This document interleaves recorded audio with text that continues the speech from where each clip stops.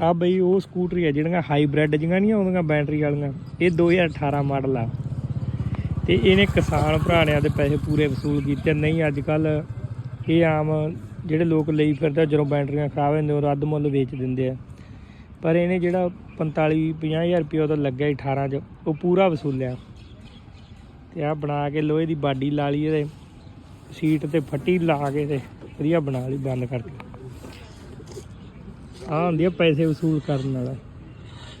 ਕਈ ਕੀ ਕਰਦੇ ਆ ਵੀ ਭੈੜੀ ਲੱਗਦੀ ਆ ਯਾਰ ਆਪਾਂ ਨੂੰ ਵੇਚ ਦਿਓ, ਪਰ ਸਹੀ ਤਾਂ ਜਿਹਨੇ ਆਪਦੇ ਸਕੂਟਰੀ ਦਾ ਮੁੱਲ ਮੋੜਿਆ ਤੇ ਖਰਾਬ ਨਹੀਂ ਹੋਈ ਹਜੇ ਤੱਕ। ਇਹਦੀਆਂ ਇਕੱਲੀਆਂ ਬੈਟਰੀਆਂ 2-3 ਵਾਰੀ ਬਾਈਆਂ ਦਾ ਪਵਾ ਦੀਆਂ। ਚਾ ਕੰਪਨੀ ਵੇਖ ਲਓ ਧੰਨਵਾਦ ਕਿ ਕਿਹੜੀ ਹੈ, ਇਹ ਜੰਡੂ ਨੇ ਬਣਾਈ ਹੈ। ਇਹਦੀ ਆ ਬਾਈ ਕਿਹਨੇ ਬਣਾਈ ਆ? ਬਾਡੀ ਕਿਹਨੇ ਲਾ ਕੇ ਦਿੱਤੀ ਆ? ਇਹ ਵਰਿੰਦਰ ਜੰਡੂ ਨੇ। ਅੱਛਾ ਦੁੱਧ ਵਾਲੇ ਨੇ। ਹਾਂ ਇਹ ਵਰਿੰਦਰ ਜੰਡੂ ਨੇ ਬਾਡੀ ਲਾ ਕੇ ਦਿੱਤੀ ਇਹਨੂੰ।